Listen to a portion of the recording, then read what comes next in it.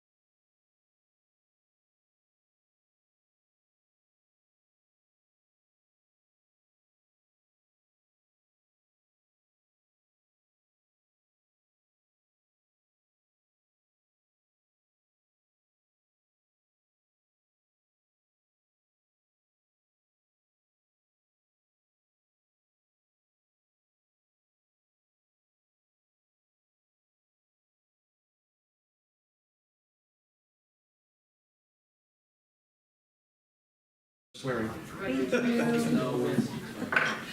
I hereby call the regular board meeting of education, the regular board of education meeting on June 14th, 2022 to order at 6:59 p.m. If everyone could please join me and say the pledge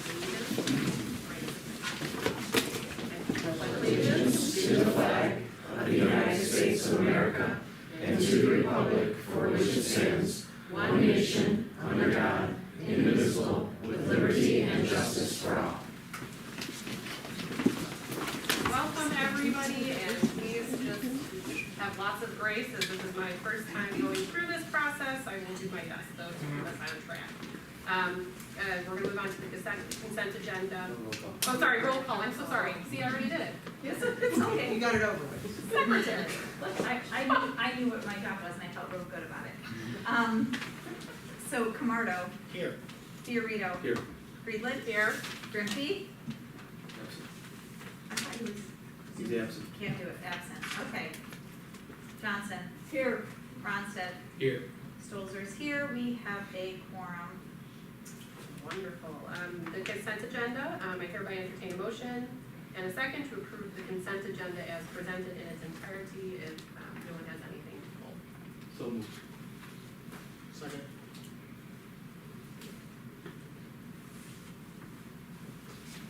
Second. No, he said it already. Oh, So I'm sorry, moved by Fiorito, second by Camardo. Stolzer, yes. Ronstadt. Yes. Camardo. Yes. Johnson. Yes. Friedland. Yes. Fiorito. Yes. Motion carries. And yes, go ahead. Well, I do want to introduce our new administrator. We have Carrie Cohen with us tonight. Do you want to wave from back there?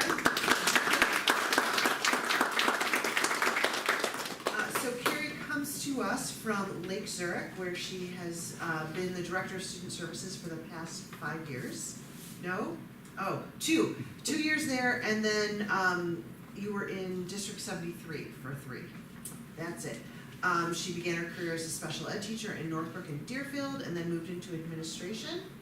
And we are really excited to have her. We went through a great process with administrator screening, and then an administrative team and a staff team that really helped us identify the best candidates. So we're really excited. She's going to start. She's going to push Jody out of her office, and she's going to push me out of mine. So welcome. Yes, welcome. Thank you.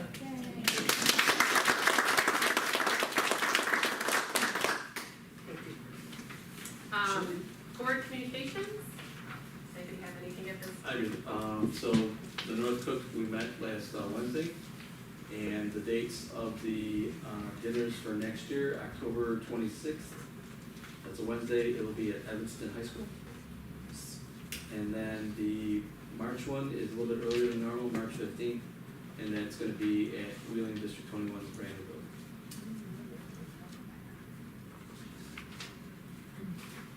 And I don't know, did we have the Chicago Dogs game before or after the last meeting?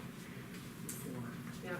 Okay. Yeah. Well, that was still cool. We had record numbers. Yeah, I was just gonna say, I'm like, Celebrating. exactly, it was that good that you gotta say it twice, so. Does anyone else have anything?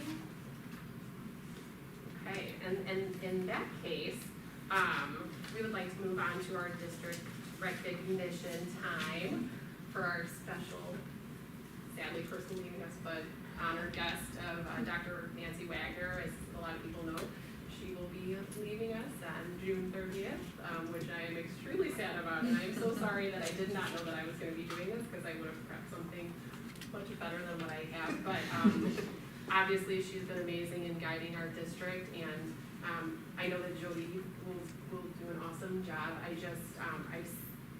It's always fun when you have the superintendent like that you start your kids with, because like I have seen the amazing things that this district has done, and I'm not gonna get emotional, but it has just been amazing to see all the things that you've accomplished, and I personally, from the bottom of my heart, just wanna thank you, but we also have, yes, wonderful plaque for it, and I'm gonna read it, and I'm gonna try to not mess it up, Okay. Nancy.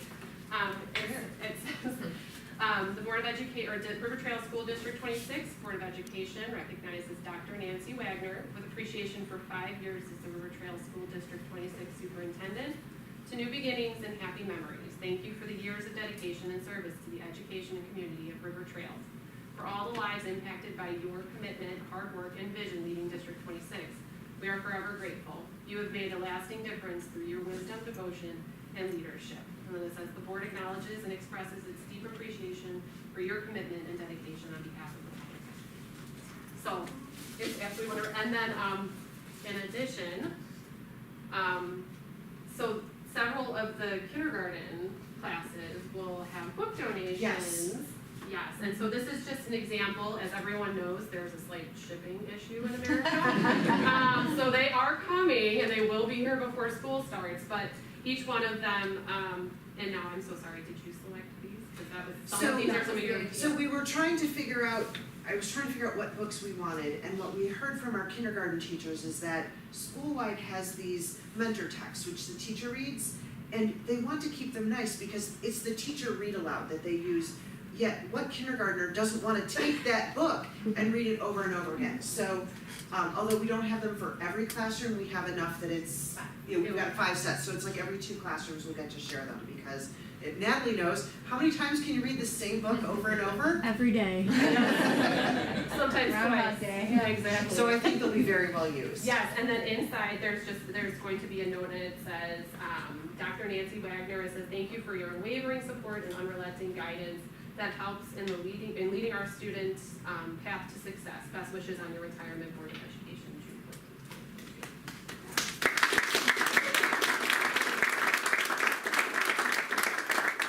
This is beautiful.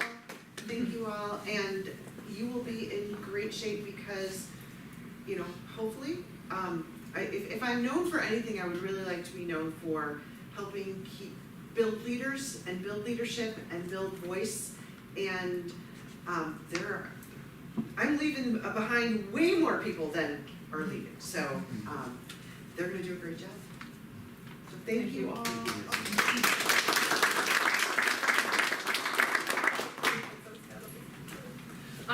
And then our TDA, are there any comments? On behalf of the RTA Executive Committee and the entire membership, I'd like to thank the Board of Education and the administrators for our continuing wonderful working relationship that we have. In front of you tonight, your administration has come to us with 3 memorandums of agreement that the RTA Executive Board has voted on and has passed.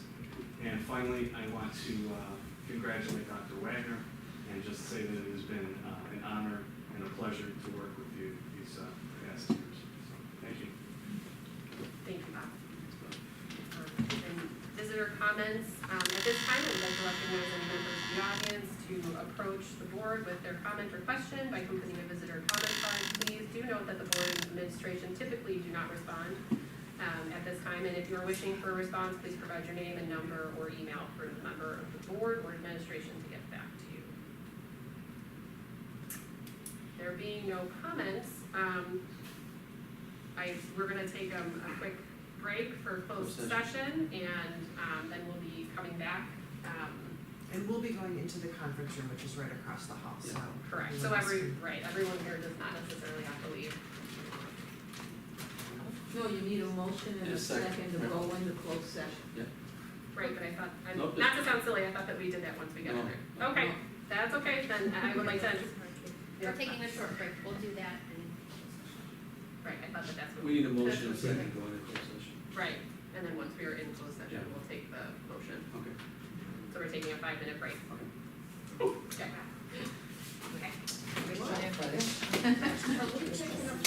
Or sorry, no, we're not taking 5 minutes, I'm so sorry, we are not taking a 5-minute break, we are going into closed session right now. We are gonna take. I'm just gonna email Okay. you. He's just gonna take all.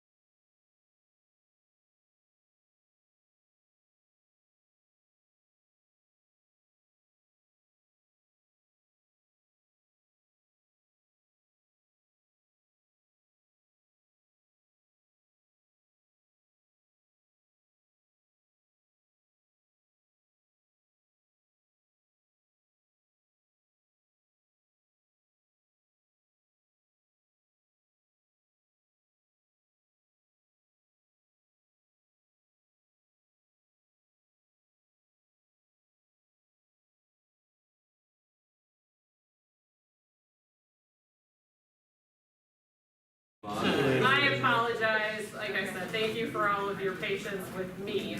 So I would like to entertain a motion and a second to go into closed session for the matters of personnel, students, and the sale of property. So moved. Second. We will be going into closed session at 7:10 PM. Fiorito, Yes. Friedland, Yes? Stolzer, yes. Camardo, Yes. Johnson, Yes. Ronstadt, Yes. motion carries. I apologize for causing so much entertainment and so.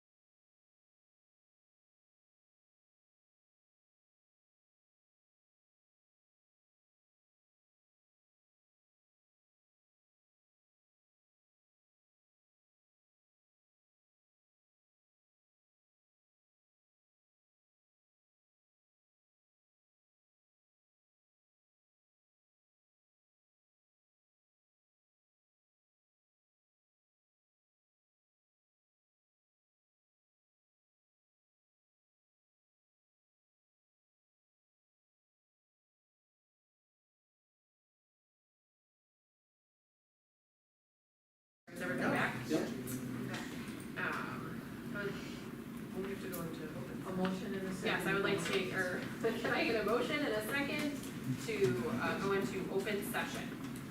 Hold on. Second.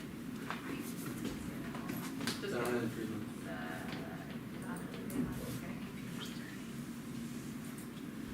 Three off there, I apologize.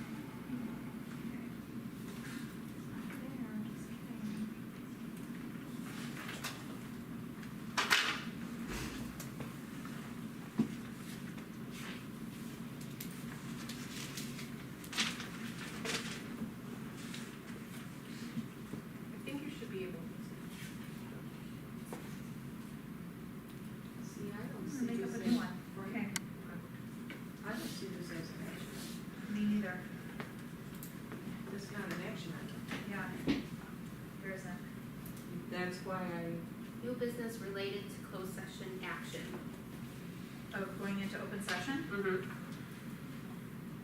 Going into closed session, exit closed Go session. down. No, yeah, no. Okay.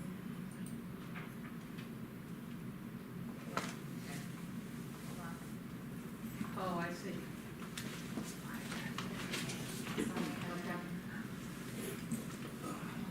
That's where you should be clicking on stuff, okay. Got it. It's in the closed session one? It's under new business related to closed session, it's item number 9. IX.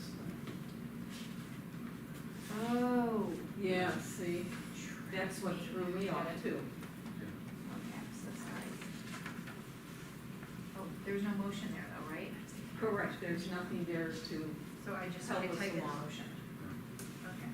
Well, I was typing in a motion somewhere else anyway, so. go for the resolution. Because those have to be approved. Well, I'm gonna sound absolutely. Okay, and it was Johnson and Friedland, right? Yeah. Right, to go into open session. Yes. And Friedland, Yes. Fiorito, Yes. Stolzer, yes, Ronstadt, Yes. Camardo, Yes. Johnson, Yes. motion carries. We are back in open session at 8:03 PM. We're gonna move on to new business related to closed session. Should I give you a second? Oh, here, cool. Okay. So this is for the sale of property. I would like to entertain a motion and a second to adopt the resolution to sell the property at 1101 East Gregory Avenue in Des Plaines, Illinois, 60056, with a minimum purchase price of $2.5 million. So moved. Second. Stolzer, yes, Fiorito, Yes. Johnson, Yes. Friedland, Yes. Camardo, Yes. Ronstadt, Yes. motion carries. Okay, and then this is moving into new business, so we have education services first.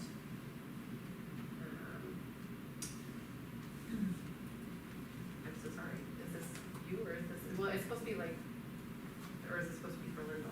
Or just? The, for me? the, answer- the Intergovernmental. intergovernmental agreement, so that's me, I got Okay. this one. North Cook has a lot of programming, sometimes we take advantage of their programs, sometimes we don't. This year, we did have one student in their alternative learning program, who hadn't been super successful with us and went to school every day and is, going off to high school more prepared than he would have been, and this is really good. If we do not adopt these, we can't use their programs. If we do adopt them, we have the opportunity to, but we are not required to. So I would recommend that we adopt these intergovernmental agreements so that we have the option to use their programming should we need it. Okay, my question is, I read through all of them and I was trying to find any place where we have to pay a fee before we use it. Nope, So there it's is totally there are no fees unless we use the program, Got it. yes. What makes us choose them over like NSSEO for things? Well, very often, it's kids who don't have special education needs. And so, yeah, so that's, Do tell. So for medically, it said like for medically It would- fragile or emotionally fragile, like seems to be the biggest pool of students. Yes, I read that, but I was like, so for example, we had a student who really didn't like interacting with large numbers of other children, So it was just the but not a online disability. portion? Oh, no, in person, Okay, cause I read the online portion and I was like, okay. but they also have in-person programming, they also have it if we were, hopefully we won't, need to suspend a student Yeah. or in lieu of expulsion, Yeah. so that we continue to offer them instructional programming. And we feel like that student doesn't have social emotional needs? They don't have a disability, or we're unable to discern that they have a disability. Okay. Yeah, Okay. because often there's so many other mitigating factors like school refusal. Right. And then they haven't come to school lately, so how do we even know what it is? There's very small class sizes, they do get, usually daily group and individual counseling. And so, Okay. I've got Mary back there, I'm thinking, in all of my years of sending people, Bill, Christy, I'm trying to think, I did have one student once who they wound up, doing a domain and looking for, to see if the child had a disability. Do you remember anything like that ever with your kiddos? I only know one other student during my time at Trails that did go there before I was an administrator, but I don't believe there was ever a domain open. Yeah, same kind Same, of thing. we had one student that went there and moved an expulsion towards the end of their 8th grade year, and then ended up either going right into the academy or to Danbury, I think that's it. Yeah. I'm right now thinking of some exclusionary factors that would probably make. It's a that lot more better like choice. Vanguard, I would say. It's like they're trying to figure out how to get a kid hooked into school. Yeah, okay. And what if a parent says, no, I don't want my child to be in any of these? It happens. If it's in lieu of expulsion, the parent can choose to homeschool them. In this last case, the parent was really looking for something different. It wasn't meeting, our school program wasn't meeting the child's needs, and so they were interested. Okay. Yeah. Does anyone have any other questions? I would like to entertain a motion and a second to approve the 2 intergovernmental agreements with North Cook Regional Office of Education for the following programs: Regional Safe Schools Programs and Alternative Learning Opportunities Program. So moved. Second. Fiorito, Yes. Stolzer, yes. Ronstadt, Yes. Camardo, Yes. Friedland, Yes. Johnson, Yes. motion carries. Moving on to business services. Which is interesting because the first part is not necessarily business services. But we had talked about, and part of me feels really bad, I wonder if Bill is awake and online, I don't know if he's there. But he can always go back and watch the video. We have all of our principals here this evening, and one of the things that we're doing, and I'm trying to find my notes, is looking at basically the year in review. And we did a change in format. Typically, we had our school improvement and district improvement review, our goals for next year, and the budget, and we had mushed all of that together. And this year, we are pulling that apart, and tonight, we're really focusing on what did we do at our schools, what did we do at the district level, and reflecting back on that. And then you'll look at if you've looked through this, you'll see that there's a calendar that tells you what the next steps are. But, so we're changing the format a bit. Patty, I'll do a little beep. So, we're gonna start with a quick review of our strategic plan, look at our district goals, and then move to the schools. You can, everything goes back to our strategic plan, which is great. We have 2 really big goals. Our head-ready goal for our students to grow academically, problem solve critically, and learn how to learn, and our heart-ready goal, where students are respectful, resourceful, and resilient citizens. Everything we do really falls under those 2 things. If you go to the next step, you'll see our strategic plan objectives. And if you will indulge me, I really would like to read the definitions, and we're gonna see which place I can actually see them. I'm gonna have Bill Timmons read these for me. Because I think it does help categorize these, because the definition is not always it's not as big as it could be. Thank you. Collaboration is build and support a trusting culture. Curriculum, provide a comprehensive standards-aligned curriculum relevant and responsible to the world we live in. Community, prioritize social, emotional, and physical well-being of the school community. And communication, establish and maintain effective networks of communication. Thank you very much. And you will see these as helping guide our work as well. So if you go to the district goals, thinking back to last August, at some point I was meeting with Christy and Jody and Matt, and it was pretty fun. It was Linda was in that meeting, I think, for part of it. And Jody said something about what we were doing in the fall, and I'm like, no, we still had all COVID all the time. We were excluding kids and staff like crazy who were getting exposed, who had symptoms. I know there were students and staff who had at least 3 different bouts of being excluded from school for 10 days, teachers having to do online and in-person, everything with all of the like safe re-entry to school. That's where we were last August. And when I think about all of the work that got done that wasn't COVID, it's really pretty incredible knowing where we've been.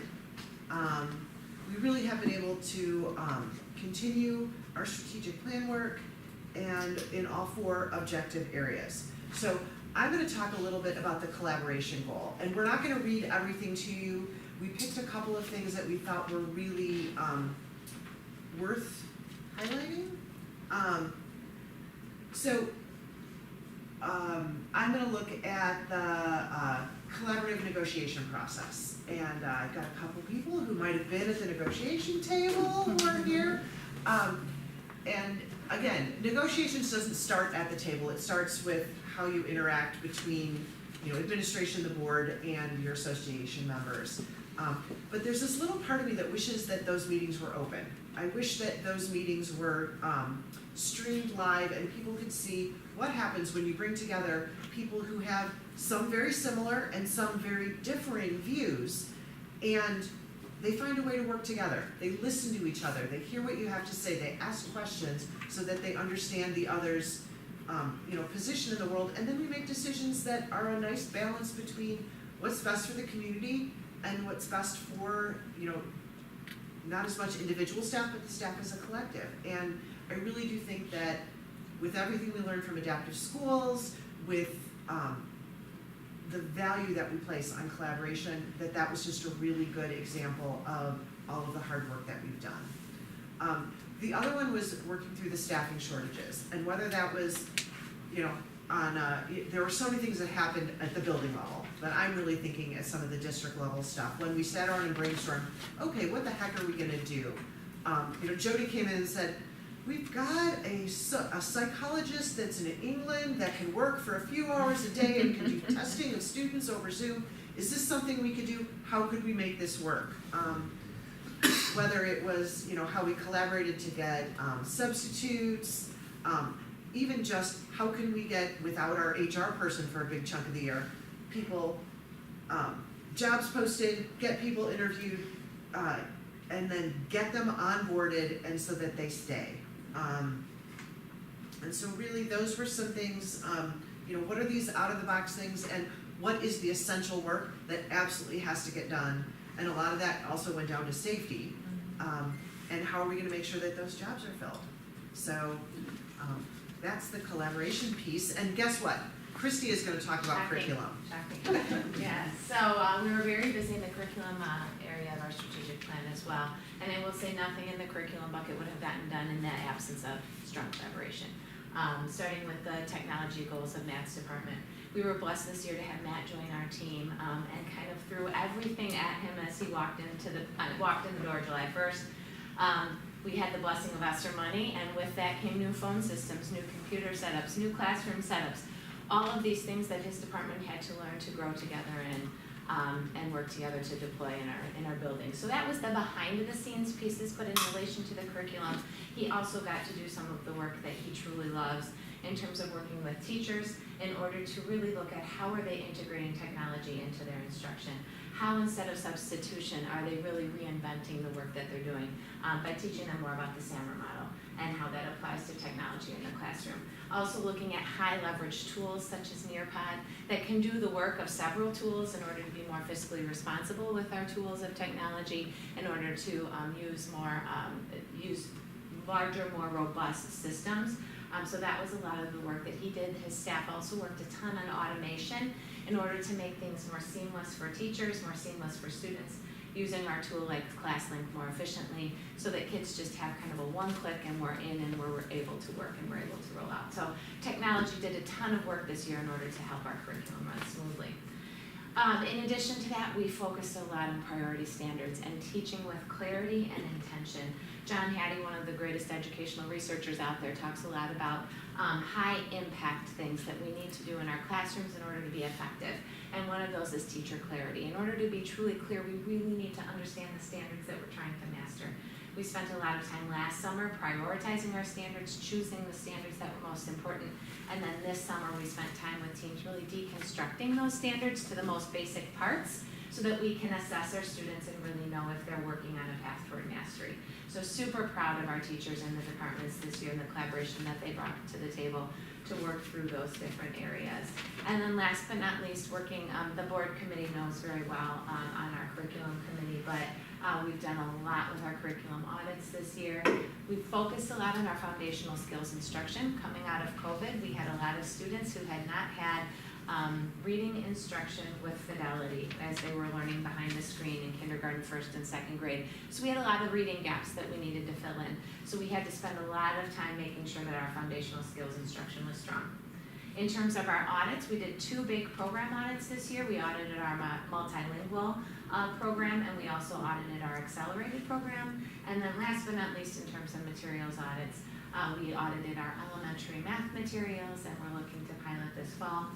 And we also looked at our materials that we use for intervention services across the district. So that's the big work of the curriculum department this year. And I'm going to turn it over, Matt, you have communication, I believe.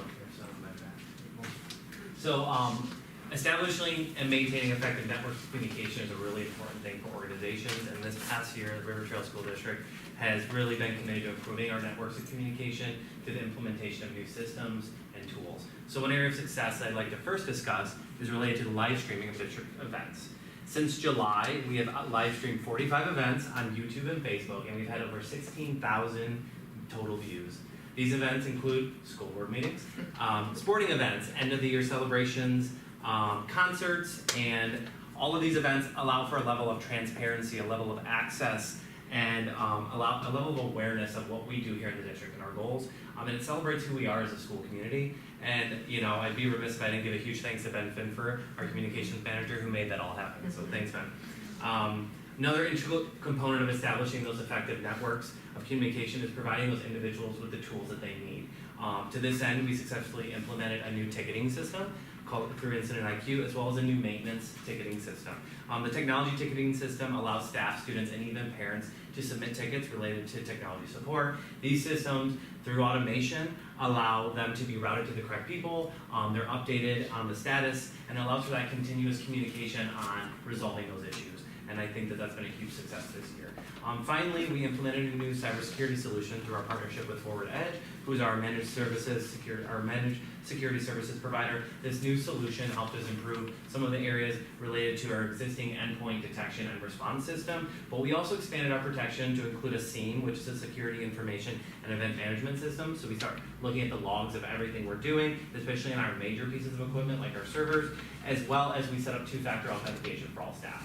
This put us in a much better place in terms of a cybersecurity posture in the district.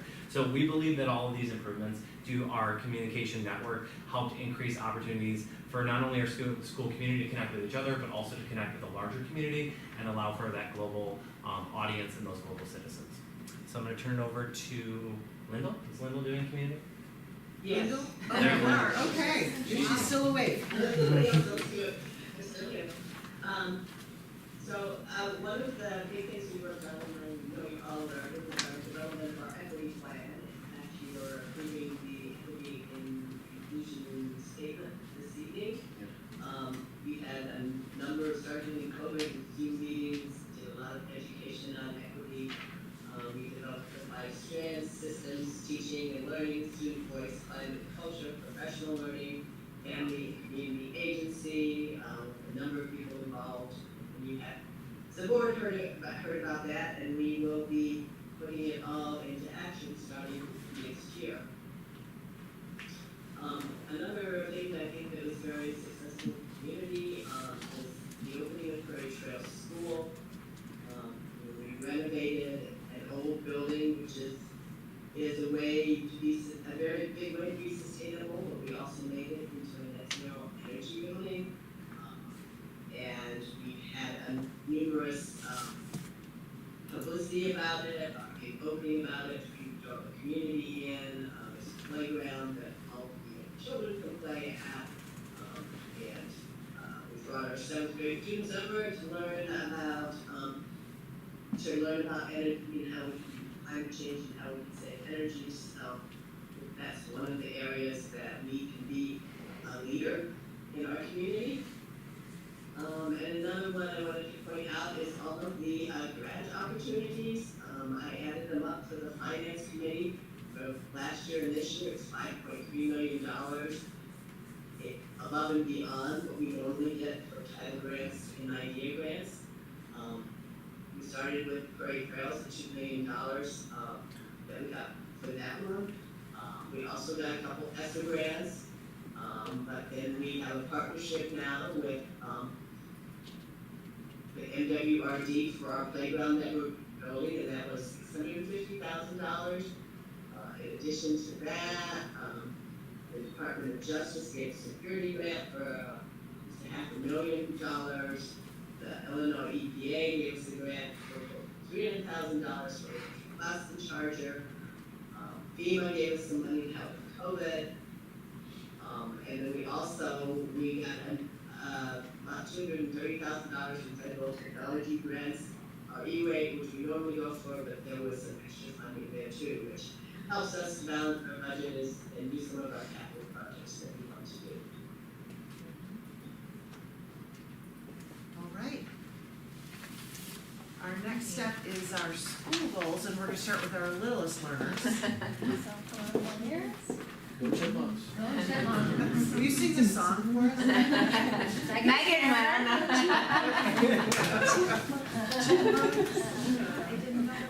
So Prairie Oh, Trails, yeah. year in review. Well, we opened, so I think that's probably the biggest thing, after many, many years of planning and preparation, in the middle of a pandemic as well.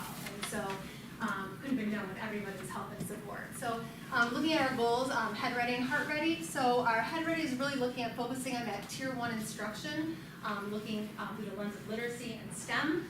So this year, with the focus on that tier 1, we're able to continue the work in literacy, really working on our independent reading time, really looking at all of our classrooms being able to implement the fidelity, as we're continuing to work with our school-wide and school-wide reading workshop model, to really continue to have that consistency amongst classrooms. Something that we've worked on this year that will also continue into our next year's goals as well. Along with our learning coach and STEM teacher, using her time that she worked with teams to really help implement what she was teaching our kids in the classroom, to bring them back into the literacy block, into our math time, and even into our morning meeting time. Really able to bring a lot of the things that they were learning in STEM class back into the classroom. Looking at strengthening that tier 1 by looking also, like Christy talked about, our looking at our standards and standards work. So we started last year with preschool, looking at our standards for preschool, it's continuing this year with kindergarten, and then really looking at those standards to help plan our lessons and instructions to have that consistency again next year with our teams as well. Heart ready. So looking at building that school community, which is so important. And as you know, coming together as a new school, Indian Grove, Euclid teachers, new families to the district, it was really hard to do it opening up in the middle of a pandemic where you couldn't have families coming to the building. You know, one thing, what does a kindergarten parent want to do? They want to come be in their kid's school. And it was really hard not being able to do that and how we were able to bring the community in a little bit. We were very excited. We finally do have our PTC up and running. Took a little while to get going. We had some parents from Indian Grove and from Euclid kind of help get us started, along with some funds from the district to help get us going. We've had some events towards the end of the year, which was fantastic. Families were able to come, work with their kids, come into the building, which they haven't been able to see, which was amazing. So we're up and running with that. We have a PTC board. They've already started planning things for next year. We even have some funds that we were able to raise so far this year as well. We spent the beginning part of the year as a school team building our norms, our collective norms, really using a lot of the adaptive school work that we did to help come to some consensus on how we wanted our teams to work and function throughout our building. And then working on building and implementing MTSS structures and support. So our goal initially this year was to use our teacher assistants to help implement interventions. We found out because we were short of staff and we had some kids that were in here that we weren't expecting, that took a lot more of our time and our assistants' time to meet. We weren't able to do it as much as we had envisioned, but with the help of Philomena from Indian Grove helping with some interventions, and then being able to hire an interventionist for next year for our building is really going to kind of help refine our processes here in our building. And that was a quick synopsis for you. Thank you. All right, before we have Bill get up, have him talk.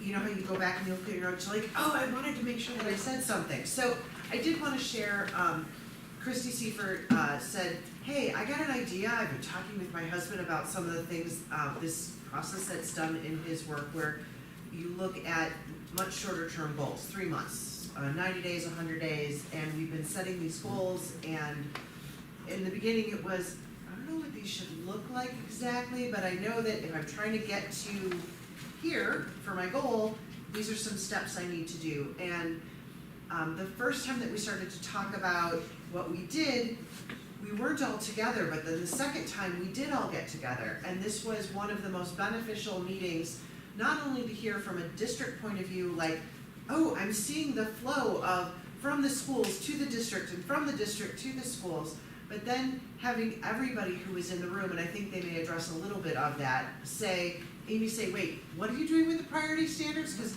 this is what we're doing with kindergarten. Or she'll say something about what they're doing with their developing building norms.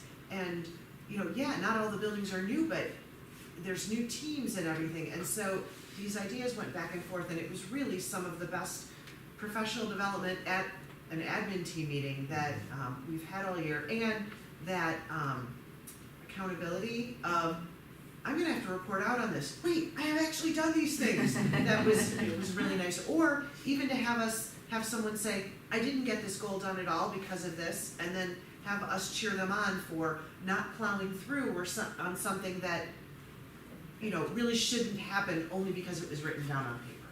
So, Bill, you can get started. Yeah, and on that note, you'll probably see a lot of similarities between the things that we're going to be presenting because we got a chance to talk about, learn from each other, and get ideas from each other, which was super helpful for all of us. So for Indian Grove this past year, our Head Ready focus was really to implement and refine the workshop model that we had started with the school-wide curriculum adoption.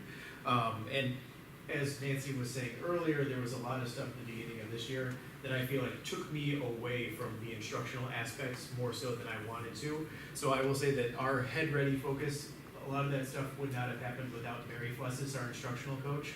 She was key towards getting everything implemented, getting the supplies, the resources to teachers so that they could do what they needed to do to students or for students. So I'm very thankful that she was there to guide us through that piece. As well as the collaborative work that was happening with teachers in their teams as they're navigating through this together. For some people, this was the first year that they got to do this with fidelity in the way that it was meant to be. So there was still some bumps in the road. There were still things that we were learning as we were doing, but everybody was there and supporting each other and sharing resources and sharing ideas. So that was very, very helpful throughout the year. Some of the pieces that went towards that was just that continued support of the school-wide lessons, as you mentioned. The curriculum adoptions happen, every 5 or so years. This one was a bit different than a traditional one because this one also was a different way of teaching for some people. So it was changing practices. It was doing things that were new or a little bit different. The first year was doing it remotely, which was a struggle in itself. This is the first year doing it the way that it was meant to be, so there was still a lot of learning that was happening this year. The other big piece of that was planning with the priority standards. I think we're just getting started with that. We had it for us in the beginning of the year. We had it as we were going. There's a lot more work that's happening right now over the summer to prepare and dig deeper into that for next year. But that really gives us a chance to focus on the important parts of the lessons to make sure that everything that we are doing is staying in alignment. And I think that's gonna be a big piece of the work that we're gonna continue to do for next year. For the Heart Ready piece, very similar to what Amy was doing, it was really about school community, reconnecting, reestablishing. After the last couple of years that we had, this was the first year that I had everybody in the building. And, you know, being there outside of the one day that I got to visit on Valentine's Day after I got hired. But, you know, with everybody coming together again, we also lost almost a quarter of our staff to staff transferring to Prairie Trails, to retirees, to people that moved. So we were kind of coming together again a little bit different than what we looked before. So we spent a lot of time, and our building meeting time was very heavy on this piece, really coming together, connecting, and bringing to light our building values and our building beliefs. So, you know, I was really inspired by some of the work that we had done last summer with the adaptive schools, and the work of Simon Sinek and some of the other people out there that really talk about like the why and the purpose and coming together as an organization with a common goal, a common vision. So we as a staff went through the process. We started with a lot of big ideas, narrowed it down, and then worked to refine it with our school improvement team. And if you wouldn't mind clicking on that, came up with 6 values, things that we are, our core values are the things that we believe. That's not No, only. It may not if it's a PDF. Oh, well, it's a very nice image. So what was really cool for me to see is that the things that we ended up identifying as our values. So learning, relationships were kind of that core, that foundation, that root system. The picture was a tree. It was actually a district logo. Oh, there. Oh, wait, no, I just lost it. So, yeah, we have. Touch screen.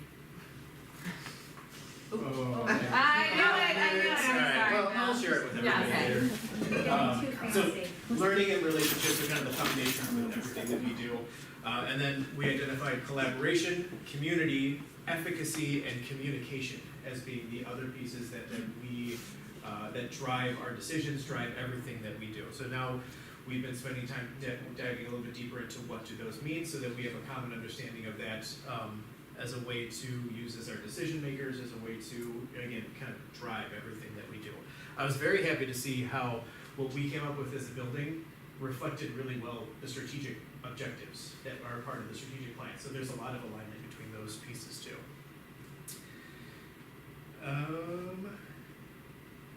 Yeah, so I think That was just building a collaborative environment, focused on learning. Yeah. That was your last bullet. I think that's about all I had, so I think, Yeah, we're you good. get it for you. I was gonna try to get it for you. Yeah. She's gonna show I was gonna talk more about the picture, but it's okay. She's gonna get it. She's getting it for you. She's making your tree happen. Or not.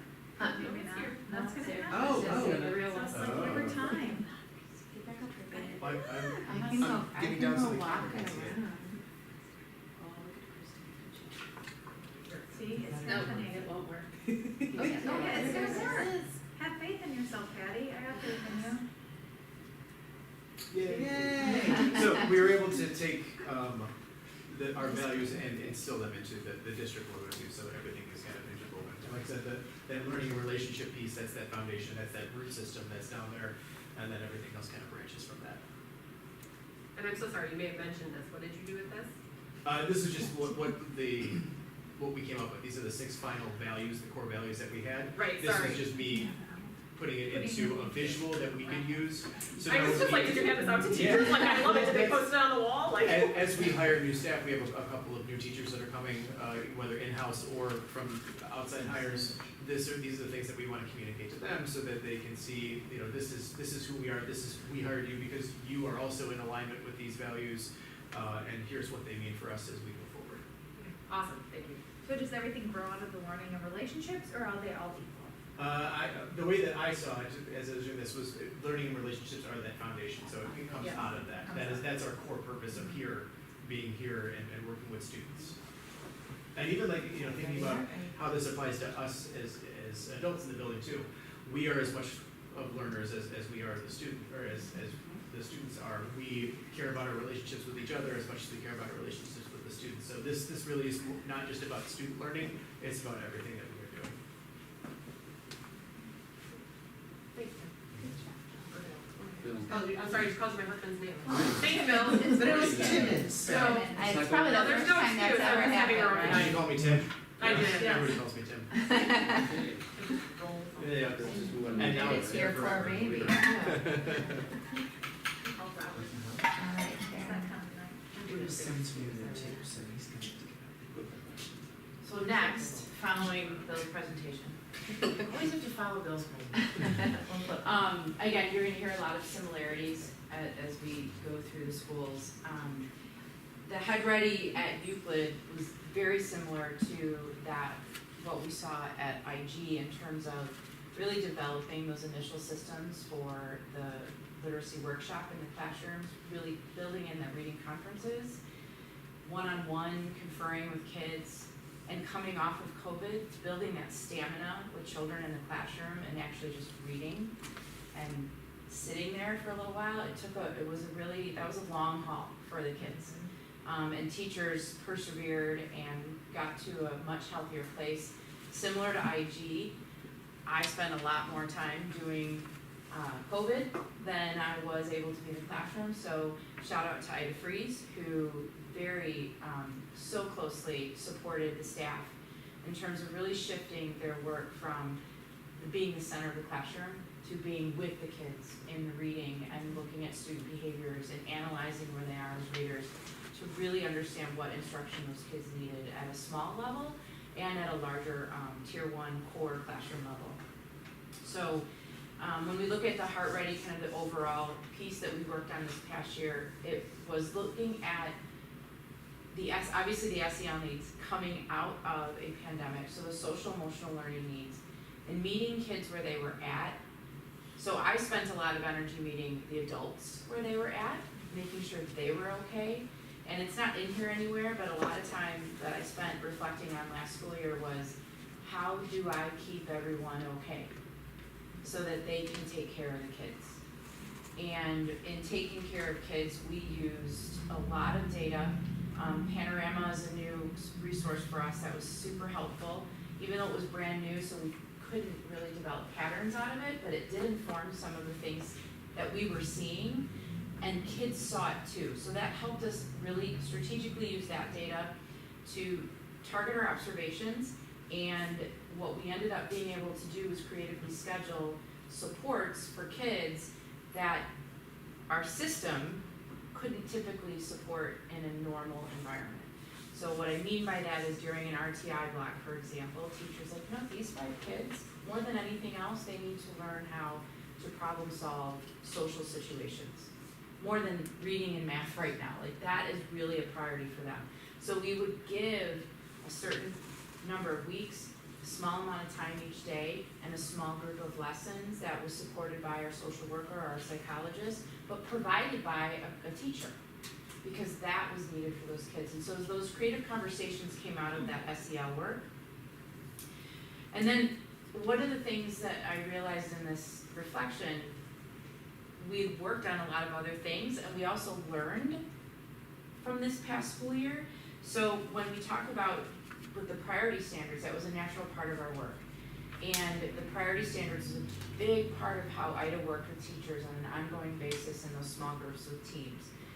One of the things our school worked on during when COVID was really bad, when none of us were here, was that common, what are we doing that's the same and most important, those common assessments. And so bringing that back in these conversations and having some reflective talk about what is it we're doing that is most important? What are the assessments that are most meaningful to us? And I've collected some of that information, and we're learning that now that we have these priority standards, we can really use the formative assessments in our classrooms to make much more strategic decisions about what we're doing with kids.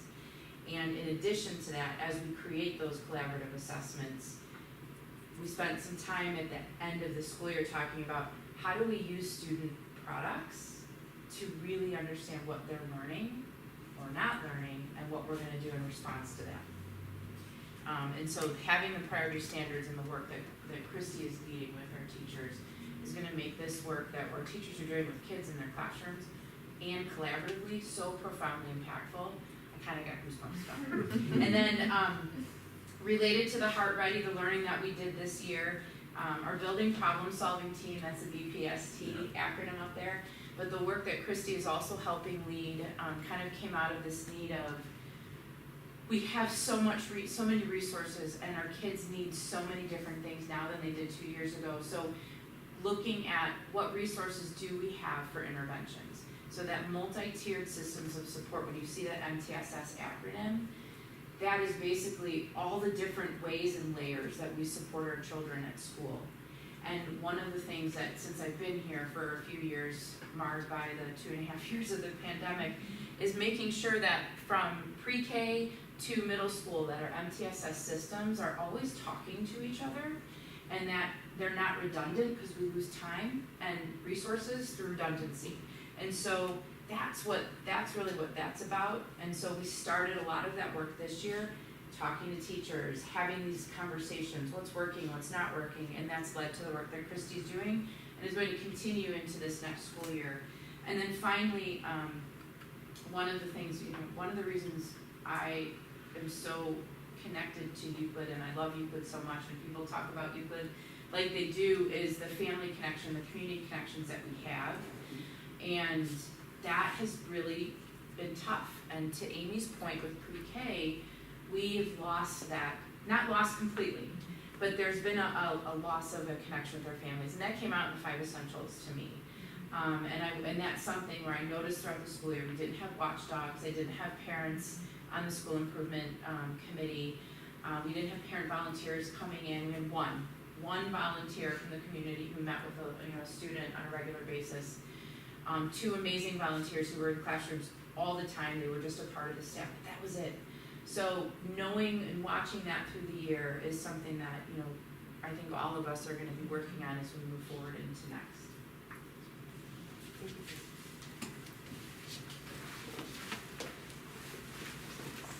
Okay. Well, first, I want to say I'm very hopeful that next year graduation, there will not be the phrase, what a crazy year. I'm looking forward to that. Middle school is always a little bit crazy though, so that being said, our middle school has been working very, very hard, and we have a lot of head rate and heart rate goals that we've made a lot of progress on, but we're going to continue working on. As you know, looking at the Heart Ready, our multilingual learners are very close to our heart, and it's a very big focus for us. Over those past 2.5 years, we didn't have a lot of students passing access, so our numbers of students, our English language learners, they didn't go down, they were going up. So we were very blessed to have a wonderful English language certified teacher who really focused with some great direct instruction with our neediest multilingual learners. She also consulted with our other teachers. She did PD to work with our teachers and discuss some strategies, best practices, because we had a lot of brand new to the country students this year that put some of our teachers into a little bit of a panic. Not a panic like, I don't know what to do, but I'm afraid of failing these students and how can I best reach their needs. So we're going to be obviously continuing with that going into next year. As you know, we did a lot of work looking at our schedule. We've had a 10-period day for as long as I can remember. So a lot of work went into looking at how can we improve our schedule, looking at block schedule, doing the research, talking to other buildings, other schools that have used it, and then when we decided on our model, really working with our teachers on how can we meet their needs, because we know this is what would be best for our students, but how can we also support our teachers. Our student-centered coaching model, this has been a work in progress this year. We're very excited to officially launch that next year. Kyle and I met very regularly with Amy Polanzani and Grace Dices-Boyd. We're excited. We had a couple teachers pilot it in the springtime, so again, we're really excited just to fully put that in motion this fall. I think everyone mentioned priority standards. That was a big deal. It really, we obviously have a little more focus with ELA. They really were able to look at those standards and see, what have we, or what do we need to focus on? Because we feel like there was so much lost learning over these past 2.5 years. So it really helped focus them. But we also were able to work with the other departments, with our science department, with social studies, with all the departments during some of those late start Thursdays, just to work on what are the learned behaviors, what are the things that are the non-negotiables, what should a student have in the 6th grade science or end of 7th grade art, whatever it might be, just so we know that they're moving forward to the next grade level with what they need. Heart Ready, I want to give all the kudos, all the snaps, all the shout outs to Beth Couch and May Zavilla because they worked very hard to include really wonderful lessons, wonderful talking points for our daily advisory period that every student got every single day, and that will continue next year. Karen Daly did a fantastic job helping us lead a individualized staff equity journey, so I just want to bring that up because that was very, very well received by our staff, and that's something we hope to continue on next year. That was a great use of our time, a great use of our district equity leadership teams, and our staff members that were part of that. And reestablishment of school expectations. Our students are still learning again how to be learners. That's something I think in middle school we're always kind of repeating and cycling back to, and it doesn't end. It's not a one and done lesson, but I'm really excited because I think next year, I guess I don't talk about this past year, but I'm excited for next year because I know we're going to be able to have, you know, a whole school assembly so that the whole message is given at one time, and I think we're gonna see a lot of progress in that area as well. And I know Karen or Bill wanted to mention the Panorama Survey. We are using that data as well just to closely monitor how our staff is doing, how our students are doing, and using that information to, you know, help lead our Thursday morning PD and also our advisory time. Thank you. So looking ahead, I know that Jody is very excited to present the district goals and some of the work for the 22-23 school year in July. And then in September, you typically approve the budget, which would be aligned to our goals. And then between October and November, that the buildings will present their goals after they get an opportunity to work with their building leadership teams. And then do a little update on where we are in January. So I'm sure you have a million questions after hearing all of this. We're all open for questions if you have any, or? I have a question for Amy. So, you had the unique opportunity of having all the kindergarten and preschool teachers in the building, as opposed to what we currently have in Euclid and in Grove. So, my question for you, Amy, is from a professional development standpoint, that's one of the weaknesses we see is that you have first grade teachers in Indian Grove, first grade teachers in Euclid, and they're doing different, probably professional developments most times. So how did it work out this year with them and all the? I mean, the vision was to have all of our teachers under one roof for the professional development. So it was nice to be able to have targeted PDs Thursday morning, even team time. You know, having 9 kindergarten classroom teachers, you know, so we separated them into 2 individual teams, but trying to find some time to have everybody to be able to collaborate and work together too. Made it a lot easier because we weren't having to go from school to school to meet with, you know, grade-like teams. So that was really great also. And then having our pre-K also together here really helped with that transition process too, because some of our teachers were able to go in and observe in preschool and kind of see what happens, and vice versa. Our pre-K teachers were able to come into kindergarten on a semi-regular basis and kind of and see what the expectations are. So really to help that progression from grade level to grade level was really key. Okay, great, thank you. Yeah. And I guess my question is, so after working together, not saying that we haven't in the past done that, but you were talking about the meeting, like where you all came together and kind of shared across the district. I'm just curious, did that like help with our articulation, like where you were trying to figure out how to better place and put people, or put the students where they needed to be? Like from like 5th to, or Yep, from like, fifth to yeah, sixth, from like, yeah, from kindergarten to like first, like just across the buildings and just from class to class, I'm just curious. Yeah. I think we have a new transition now from kindergarten to first grade, so Right, it's gonna be yeah. the first time Yeah. that we're experiencing that. I know I had come to meet with the kindergarten teachers to talk about how we were sectioning, and got some good feedback from the kindergarten teachers about placements to help guide us. So I think we'll have to wait and see how that How it plays out? yeah, and see where the gaps are, see where the things where everything went really well that we want to keep doing. One of the nice things too is, you know, the kindergarten teachers did a lot of talking up to our kids, like the last couple weeks of school. Oh, you're going to be an eagle, and you're going to be, So that part of it was really exciting, and to be able to have the kids go to Indian Grove and to Euclid to visit was key, because at the beginning of the year we weren't sure if we were going to be able to do any of that, have any of that stuff. One of the things that I had talked about was being able to bring our kids over to the libraries, the other schools, because we don't really have the full library here on a Prairie Trail. So I'm excited for next year now to be able to do that earlier on, that we'll be able to have normal field trips and things like that. I think our classes are also excited to come here for field trips. Yeah. Yeah, like it's. We did in the middle school here, that was great. They wanna play in the playground. They wanna hear the music.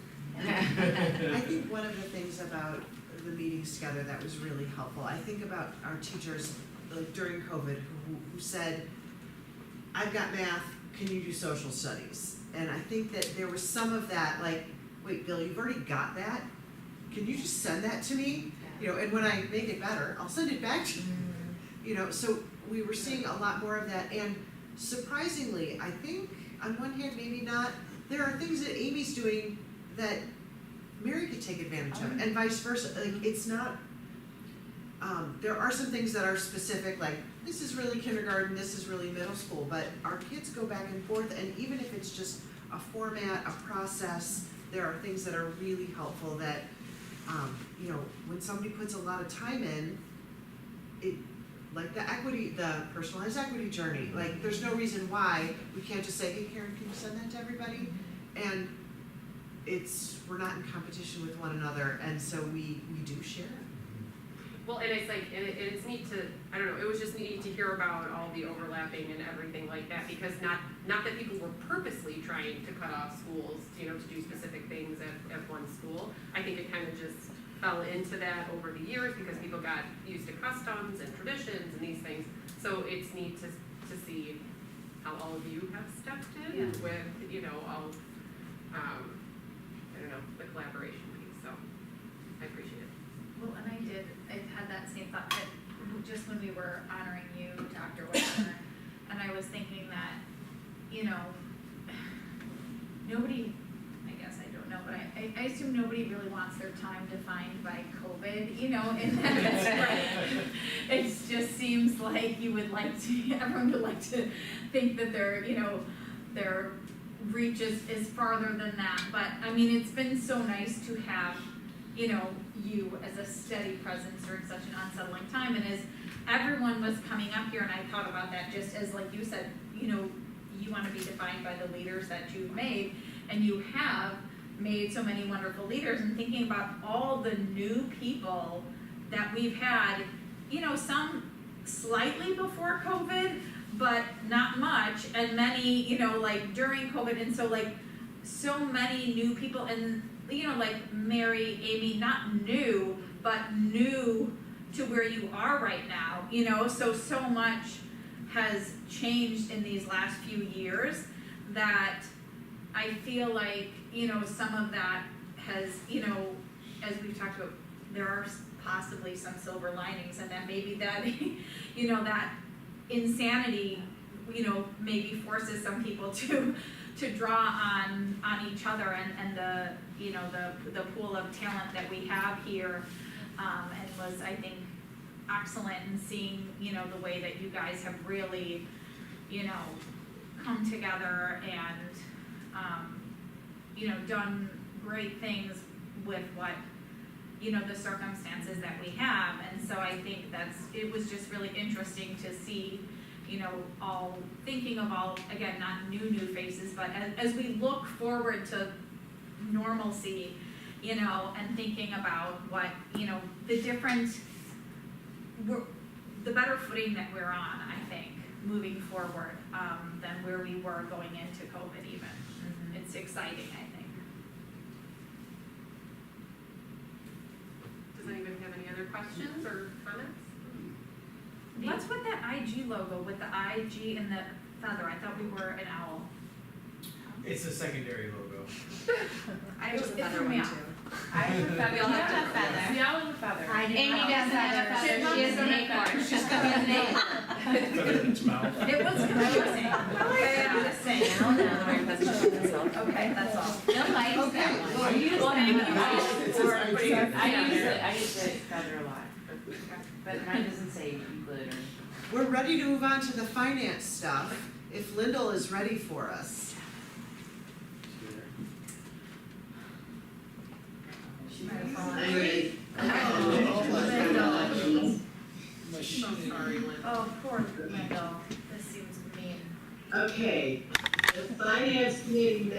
have reviewed the budget in detail, so I'm going to just give you a very quick overview Please. and then, answer any questions tonight. So the 22-23 budget, we're anticipating approximately 1,500 students from preschool through 8th grade. It is based on our strategic plan and goals that we will have for next year. We have done a lot to look at possible grants that we can take advantage of, and I mentioned it in the presentation we just did, but we have about $5.3 million in grants that we've received, so all of that helps our budget and helps our taxpayers. So the budget this year is $28.6 million in operating revenue and $28.2 million in operating expenditures, which gives us pretty much a balanced budget for next year, including the money that we pay for copiers and some debt certificates that we have. So right now, we're estimating about a operating deficit of $40,000, and our fund balances at the end of the year are projected at 74%. This budget does take into account that we will issue some bonds in March to help us pay for the Euclid infrastructure projects, and that we will start those in June. It also takes into account our new contract, the staffing plan that the board has approved at previous meetings, and all of our curriculum and other initiatives and technology initiatives for next year. So you will again hear about the budget in July, the July meeting, and then there will be a public hearing in September 20th meeting, and the board will adopt that budget at that point in time. So any questions? Or is there anything that the finance committee wanted to also share? No, when we were in the finance committee, we did ask Lyndall if she could put together an exercise to where she could streamline some things monetarily. And in the past, I have been through this, and we have prioritized them as a high priority, medium priority, low priority. So at some point, Lyndall will be getting together with the administrative team and talking about if we had to streamline, where could we streamline, what could we streamline, is it feasible to streamline, and then come back to the finance committee and the board. So it's an exercise that we haven't done in a long time. I shouldn't say a long time, we probably haven't done it for what, 5 years, Lyndall, 6? I think we did it my first year. Yeah. Yeah. Before COVID. Yeah. Yeah, before COVID, right, exactly. So anyways, that's something that we have tasked her with doing. And I don't know if you wanna wait until the other committee reports, or I feel like now fits in better. but- Now fits better, yes, yes. And we also kicked around the idea of maybe moving the whole timeline up for the budgets. But that's something else Linda will look into, you know, because with everything that we do, there's state requirements, federal requirements, and there's contractual things also along with negotiations. So everything has to be kind of backed into it. So let's see if we can back into things and make it a little bit tighter. Okay. So that was the other thing we had talked about. Did I cover that, Lyndall? Did I put you to sleep? Yes. Okay. Okay, you can continue. Okay, so the next is the resolution to transfer $1 million from the Ed Fund to the Operations and Maintenance Fund, and then $2 million to the Capital Projects Fund. This was in our FY22 budget, so this is just formally doing this transfer. So I would like to entertain a motion and a second to approve the, oh, I'm so sorry, did anybody have any questions or any? Okay. I would like to entertain a motion and a second to approve the transfer of $1 million from the education fund to the operations and maintenance fund, and then transfer $2 million to the capital projects fund. So moved. Who was the second? Frank? Friedland, Yes. Camardo, Yes. Stolzer, yes. Ronstadt, Yes. Fiorito, Yes. Johnson, Yes. motion carries.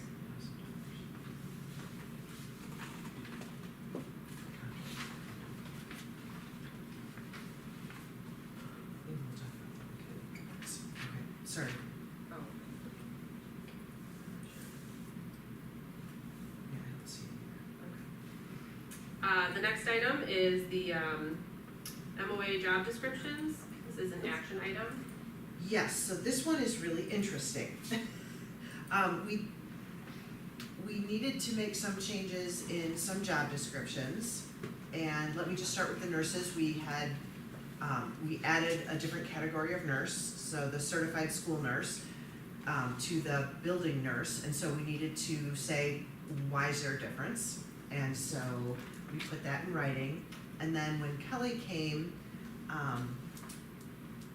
for our food services director, it made sense to do things a little bit differently. And so we had some job description changes. I'd like to hold out on the TOSA memo in just a minute because my thought was that we wouldn't approve that until July, but if people want to approve that now.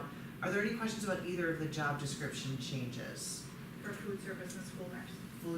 The food service group and the nurse group? Yeah, that's what's in Yes. this motion. Yes. All right. Okay. So not essentially only addressing those. I think we should separate them from the TOSA, Yeah, yes. that makes sense. Okay. These are the two in this action item. Ah, okay, that's fine, okay. Okay. Does anyone have any questions or comments? I'd like to entertain a motion and a second to adopt the MOA noting the changes in food service and school nurse positions. So moved. Second. I need to ask a question. Oh, Well, now I. oh yeah, yeah, No, go that's ahead. good. Okay, when you say adopt the MOAs, I would prefer if you gave them each a title, not just say food service. Say, change the MOA for the food service head cook, the MOA for the playground cafeteria monitor, and the MOA for the food service cafeteria employee. So that is in the record that those three are the MOAs that we're approving, not just the nebulous food service. I just did it for you. Okay, so it's food service, Head cook. Food service head cook, food service head cook, that's one Mhm. job title, okay, right, the and next one was playground / cafeteria monitor. playground / cafeteria monitor, And the next one is food service / cafeteria employee.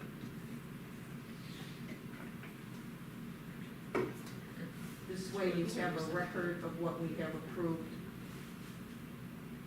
And I'm assuming that all three of these get attached to the contract. Because they are, they're memorandums of agreement with the union, they get attached to the contract. They are. Wait, why did you say food service / cafeteria employee? That's what it says. Right, but it's changing the job title from that to food service employee. I think this is where I was getting confused, just like lunchroom, playroom site supervisor, playground Food supervisor. service head cook, playground cafeteria monitor, Right, and then the food service cafeteria. it's food service employee, yes. Okay. so take out, Yes. Yeah, take out the the cafeteria, yes. Okay. food service employee, got it. Yes, we don't We don't reprint put the job the, descriptions, I get it. wait, yes, but we have them somewhere else, Got it, yes. got it. Okay, so, food service head cook, playground cafeteria monitor, food service employee, and school nurse positions. Oh, we're doing the school, no, then you've got a certified school nurse. Lay it on me, hold on. Certified school nurse and building nurse. Right.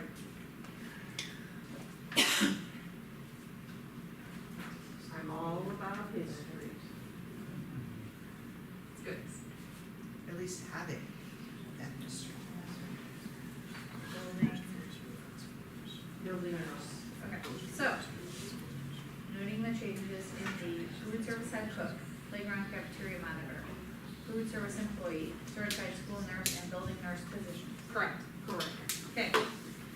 Made by Frank, seconded by Robert. Now, Fiorito, Yes. Johnson, Yes. Friedland, Yes. Ronstadt, Yes. Stolzer, yes. Camardo, Yes. motion carries. Thank you. We are moving on to committee reports. Actually, Oh, sorry, Just just kidding. so I can share some information Oh, about the TOSA. about the TOSA. And we Okay. do not need to vote on that until July. July. We were talking about waiting until then, because then Jody will be here to answer some more questions. So Prairie Trails doesn't have an assistant principal. We see Amy at awful lot of meetings.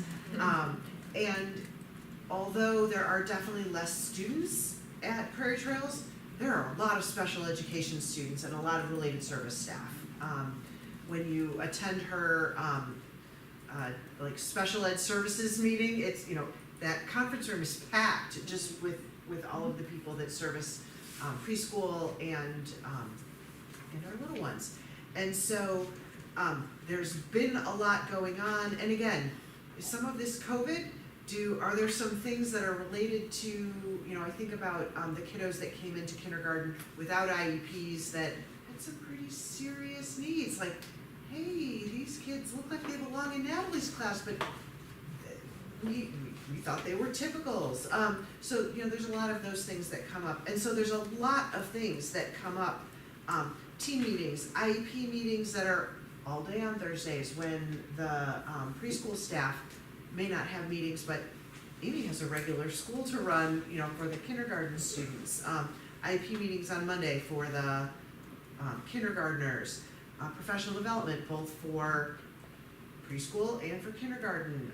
Parent meetings, all kinds of other things that are happening at the building. And when Jody looked at the numbers of identified special education students for next year, they are a little bit lower.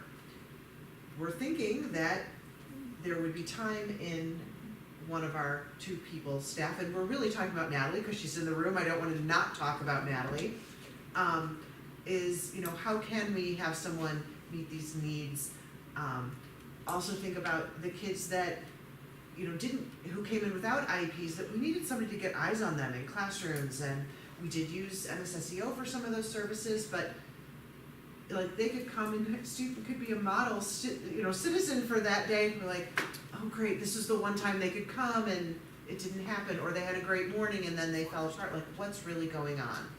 And so we believe that the addition of this position will really help the building thrive, and that we look at it again next year to say, is this something we need? Do we actually need an assistant principal? Can we have somebody who's in a TOSA role to do this? Does this really look different from administrative roles? From what we've included in that job description, you know, there's definitely a separation of evaluating people. But is that something that we need now and in the future, or is it something that it's a one-year gap?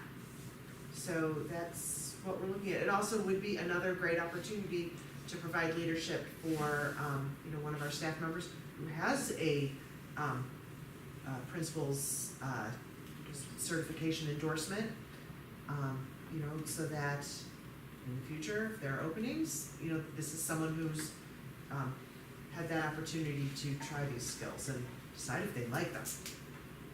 And part of my ignorance on this, like, does this happen a lot in cert? Go ahead, Sue. Yes, Yeah. all the time. You will continue to need this position. Yeah. Okay, no, I was just curious. Yeah. I'm just curious how. You have more initials in early childhood and kindergarten than in any other grades, because this is when you start seeing the kids for the first time, and like she said, you're like, oh, we didn't know that kid was gonna look like that. Even some of our typicals whose parents register them for preschool, Yeah. like, wait, that's the typical? Yeah. Yeah. Yeah, I mean, this is the first time this kid has ever been in school, and so this is the first time. Sometimes parents legitly were like, well, we have no concerns at home, you know, like, well, this is what the child looks like in a group setting. Or they just probably should have been receiving services for their whole, What early happens when childhood you life. take away a preferred activity? Right, Oh, we don't do that. exactly, we We don't never ever do fall that. asleep on the iPad. Right. Okay. Exactly, so it's all those things, so like I said, you see more initial evaluations in preschool and kindergarten than you do in any other grade, so yes, you will continue to have this need.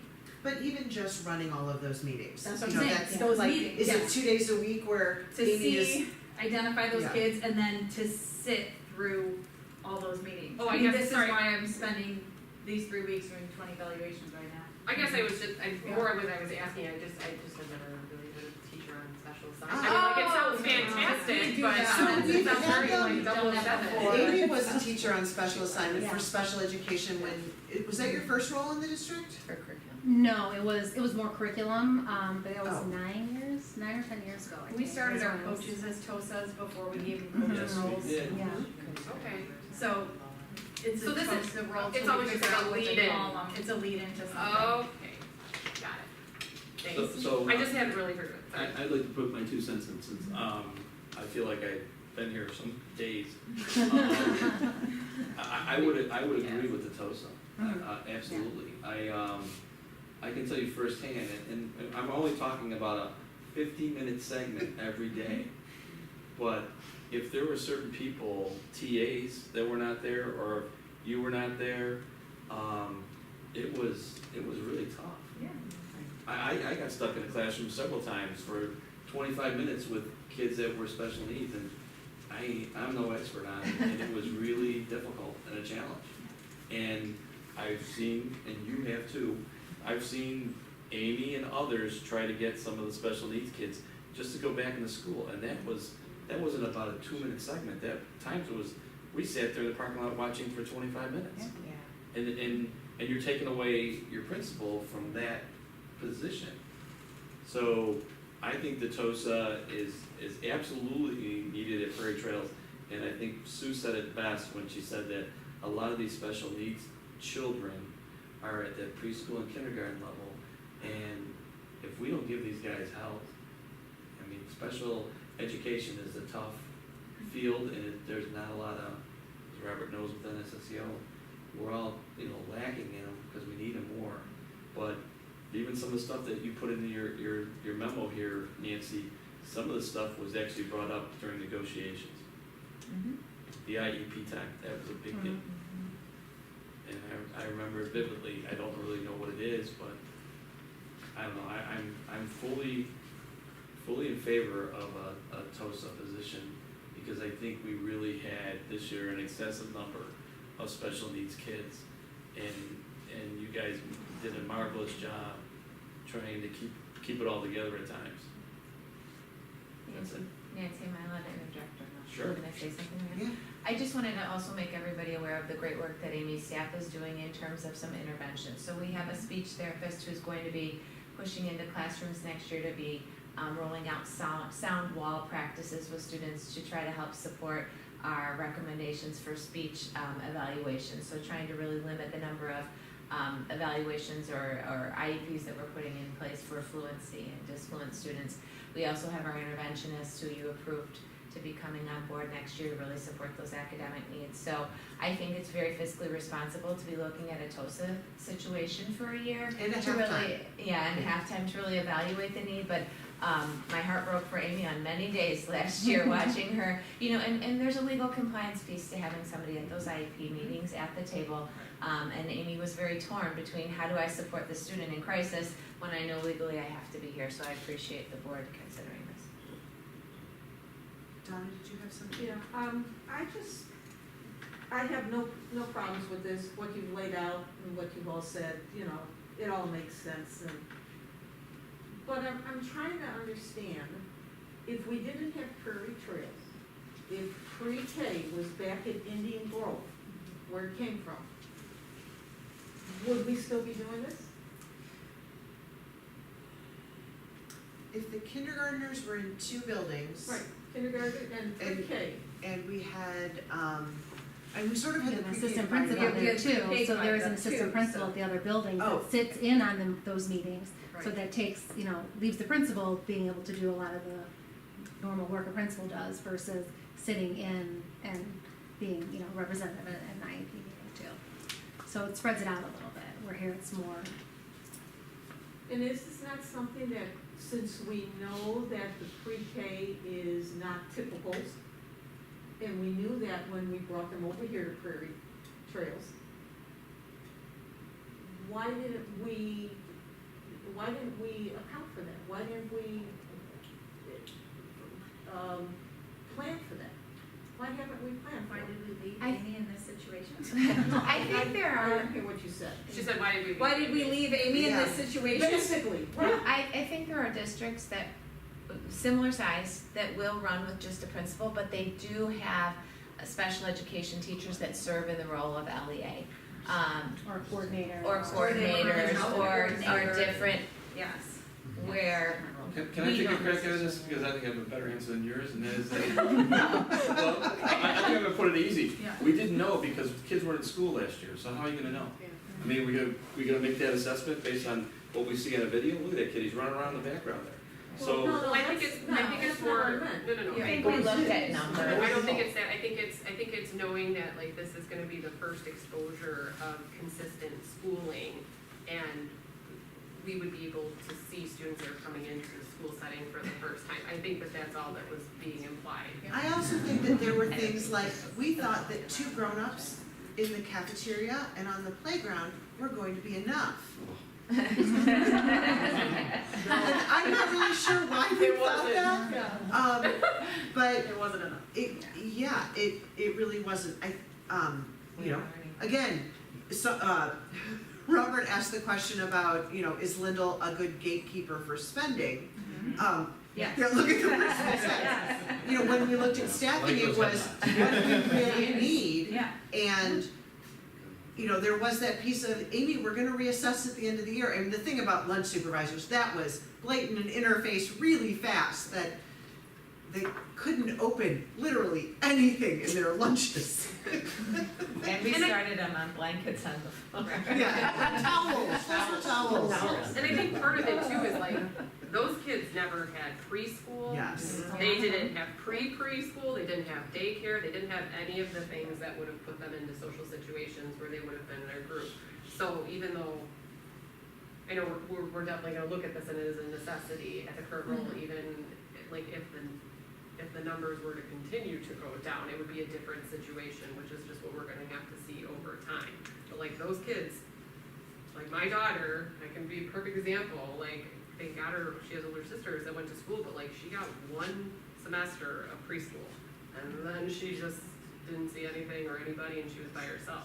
So, and I think she even had a hard time, but I'll reveal this story, she just didn't listen to her teacher for like the first 3 months. She would tell her to do something and Rand would be like, boop, boop, boop.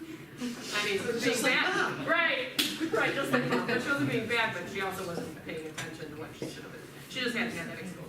So yeah, I think there's the COVID jumps like Janine's talking about, but exactly what everyone's saying, like, they were being fiscally responsible. That's how almost every district that Christy was talking about opens their early learning center with like 1 administrator, and then they wind up adding either an AP, or they add an early childhood coordinator, or they add something because they quickly figure out, usually within the first year, maybe 2, that doesn't work for all the reasons that we talked about.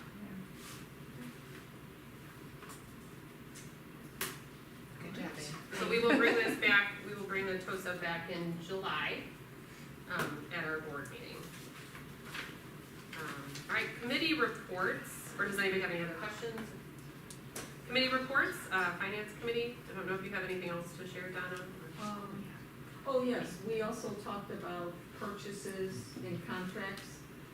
And, we are suggesting that the policy committee take out a sentence that restricts, right now, there's a sentence that says, that the superintendent shall not commit to any single non-customary purchase or expenditure greater than $10,000 without board approval. But the very first sentence of the policy says adoption of the annual budget authorizes the superintendent or the designee to spend up to $25,000 without board approval. And in looking at what District 214 has, what our neighbor District 57 has, they don't have that one sentence that we have. So the policy committee, we're going to be suggesting you take out the last sentence so that the superintendent or designee can spend up to $25,000 without board approval, as long as it's already been in the budget and the budget has been approved by the board. So like the last meeting where Christy brought workbooks for phonics workbooks, math workbooks, whatever they were. That's a thing you wouldn't have seen because it would have been in her budget and she wouldn't have needed because would be under $25,000. But we as a board would still like to hear about the purchase and what she's going to do. Sure, I think it was just an extension of what we had before, at least with math, it was one more year, it wasn't like a new anything interesting. Right, well, and Yeah. instead of doing a presentation, we can include it in the consent agenda and. Correct, Yeah. but they could let us know, hey, you know what, we're getting new workbooks, or we're doing. Or you this." say If it just were like, just in new, an email. yes, yeah. Well, yeah, sure, Okay. email or, yeah, just Okay. let us know. Or it would be nice if you did a little thing at a board meeting so that the public knows too. Well, and the fact that you saved us a bunch of money, so that is also good to know. Yeah, Okay. that was it. Okay, and then I think the next two are me. So we had the wellness committee meeting on May 19th. And that was with Lyndall and Mary and Kelly. And we talked a little bit, about the school lunch program. And kind of how that's being reviewed and what changes are gonna take place there. Any of the unused food, that goes onto the carts, that's still gonna be available for students who need snacks and other things like that. We are gonna be accommodating vegetarian and vegans, consumers. Did you say anything about getting rid of celery? No, That's real. yeah, the celery doesn't always work out, maybe edamame would be the next move. But she's working hard to develop, a great food program that's gonna meet the needs, through both the federal programs and, for our students and try to adjust and make We it have a a little. lot of vegetarian students, so that's. Yes, and make it a little bit, more enticing and inviting. We are getting rid of all a la carte items, I believe. And so that's gonna be a big impact, possibly at the middle school, but we'll see how it goes. And then we're going through our triennial assessment. They're also hiring for any open positions, for the food services, because obviously those took a big ding, the past couple of years, and they're working through that. And then we're going to try to move to an online lunch registration, so that parents can access things, and just making sure that the mode of communication in order to get that done, is reaching all of the people who are using the food services, currently, and any new users. Then we talked about mental wellness, the mental health days at Illinois, and is that at the federal level? I apologize, is it Illinois? What? I know in Illinois, students get 5 mental health days. Okay. Thank you. Yeah. Thank you for the confirmation. So in Illinois, the mental health days that have been put in place for 5 for any students who need those. And then knowing who to go to, there was a conversation on how do students in need and parents in need and community guardians, how do they get to the right person in order to access services for mental health needs? How can we be more robust in our communication on making sure that those people are connecting with the right individuals? And then we also we're going to audit the mental health curriculum to make sure that, again, it's meeting the needs that students have. Is that different than our SEL? Like, what is our mental health curriculum? So we when we talked through it, Mary, just correct me if I'm wrong, it was a focus on second step, just to make sure that, yes, so our SEL, Okay, I was yes. like, do we have it? I think it's just because we were talking about mental health. Okay, got it, That's okay. what I've written in my Alright. notes, but it's Okay. to make sure that second step is, We're auditing this. right, year is also. meeting, the It needs is of the second students, step. yes. Yeah. And then I am also, sorry, just want to make sure I got everything. I am also for the policy committee. The last piece that we really had so sorry, was for, I know we had some comments about, the visitor comments piece. And Donna, did I answer all of your questions? I know we were talking through, or is it just for the equity piece? Lyndall just asked if she could sign off, and I said, all right. Oh, yes, please do, Lyndall. So, did you have any other questions about I know we will need to talk more about board policies if we're gonna talk about the visitor comments piece, and we didn't pull it from the consent agenda, but we can talk about more about our board protocols. Yes. When it comes to that in the future, when we meet with, Dee, I believe, that'll go over our board policy and stuff. The last item is the equity and inclusion statement. I know everybody had a chance to read it and to go through it. I don't know if I should read it out loud. But if anybody has any questions or would like to make any comments, please feel free to do so. You don't have to read it out loud, but make sure that it's in the minutes as a record. Thank goodness, because it's long. What? I said thank goodness because it's long. Okay. I did talk with Bill a little bit about this, and just he really liked the fact that this is something that can evolve. Mm-hmm. And that was, really important that you had mentioned that, Yes. so. Yeah, just to call out the fact that it is not going to be a policy, but it is going to be our ongoing, our goal to make sure that, as new things come out in our equity journey, we are continuing to address them and that this will change over time. And will this be published like in the parent handbook or in the? So I don't think that we have had the chance to discuss that. I mean, I don't know if we can discuss it now. I mean, I was hoping that our intention would be to at least put it on like our board page for individuals to have the chance to read. Mm-hmm. Well, it can also be somewhere. I mean, Yes. We've got our mission statement out there, and it should be right under the mission statement. Yeah, and it's sorry, it's funny that you say that because I've been joining in on the equity meetings with Yvette the past few times, and we have our third one, and there were a lot of different districts that took their equity statement and did like they put it in their handbook, or they put it like just on. And I think we even kind of discussed this a little bit too, like they would put it on, if they had a music show and there was a little pamphlet, they would pop it on there to make sure that people were getting used to seeing it. Right, and they know that we're aware of it, there's a journey going on in our district. Exactly, so, Because if we just approve it tonight and it floats away, and it right? goes away and nobody even knows. Well, it will probably go on the website, and then it will become a topic for either Ben and I to talk about, or Ben and Jody, in terms of, okay, what do we wanna do with this? So, she'll probably come back with some ideas. Okay. Yeah, there were a lot of really creative ideas that some of the individuals were already using, or those that had completed their equity, Well, maybe their equity plan. we should invite you to that meeting, Yeah, Ben. like, Maybe. All right. We'll see. No, I'm just kidding. Well, a lot of committees here. No, I'm joking.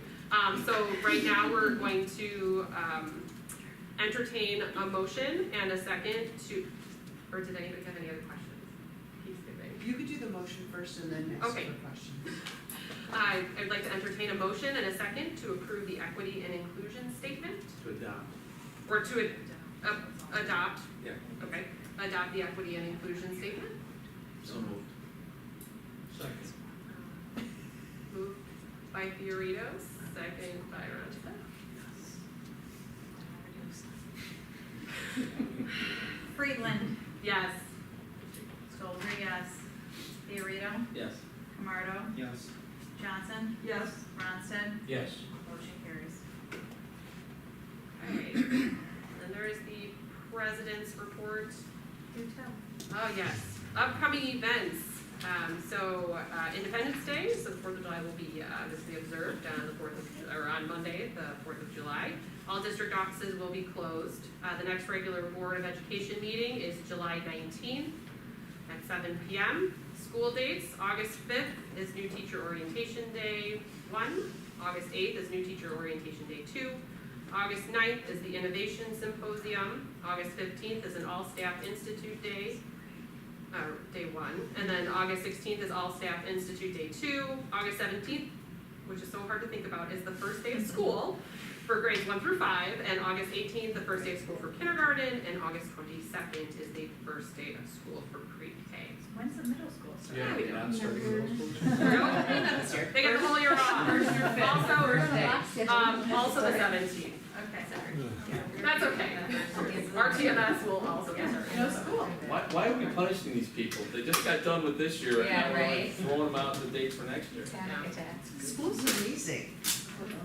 Just let the air out of the door. Yeah, that's what she says, cause she's I retiring. don't know, my children are really, they're already asking when they can go back, because they miss their friends, they just see people every single day. We should have told them they could leave Future- before we read those dates. Seriously. Alright, future topics. Do I need to run these? Oh, Sorry, did you wanna ask about the board? The conference? yeah, so I guess, Oh. so that's, it was listed under future topics. Yep. Oh, So save the date, okay, sorry, you're right. for the joint annual conference from November 18th through the 20th of 2022. All board members are signed up, along with Linville, Christie, and Jody. Not all, Right? no, Bill, Sue, Janine, and Donna. Well, this says, No, it's been changed. it's been Oh, changed, it's been I'm updated. so sorry. Okay, great. Okay, that's confusing. Okay. Just kidding. Yes, you're good. I was looking You're at this fine. and I'm not that, looking at so this. we're all in the same. Okay, thank you, I was like, what is happening? Okay, As of June 6th, yeah. it was, yes. yes. Sorry. Okay, and then there is the superintendent evaluation, super eval. I know Jody, let's see, me, who else is, I'm so sorry, I don't know who else is on that meeting. We're meeting on the 21st of this month. I think it's Bill. To walk through, Bill, Jody, Oh, and I took off. no, that's okay, is it just Bill, Jody? Bill, and- Jody, and Okay, perfect, and we will be meeting on June 21st, and then we'll come back with an update. Hopefully everyone had a chance to attend the IASB seminar on that. If you did not, it is recorded. Oh, that's okay, you can watch it. It was a webinar, so you can catch up on it tonight when you get home. Can't wait. You're welcome. Okay, so, final item is the Board of Education retreat and self-evaluation, and we're still working with the, to get dates finalized, for that in September possibly. Does anyone have any other items for future consideration? Thank goodness. Okay, this is our second point of visitor comments. At this time, if there are any visitor comments, please approach the board. You can complete a visitor comment card. We have no visitors, so I think we're okay. Board meeting. Yeah, we had this. Sorry, I apologize. We have no visitors that would like to make comments. How about that? We have we do have lots of wonderful visitors, however. I apologize for this too. Board meeting recap. Do I need to recap? Janine did a lovely job. Oh, you did. stepping in. Okay, I will say this, I did find out at 5 o'clock, so You did I had great. 0 time to prep, I'm because not there was kidding, dinner. you did great, it was So, amazing. thank you for all being with me on this journey. All right, can we please entertain a motion and a second to adjourn the meeting So moved. Second. at 9:35. Those Riorito made the motion and Ronstadt second. Ronstadt, Yes. Mardo, Yes. Johnson, Yes. Friedland, Yes. Stolzer, yes. Fiorito, No. Yes. motion carries. We're done. You know you wanted it to be.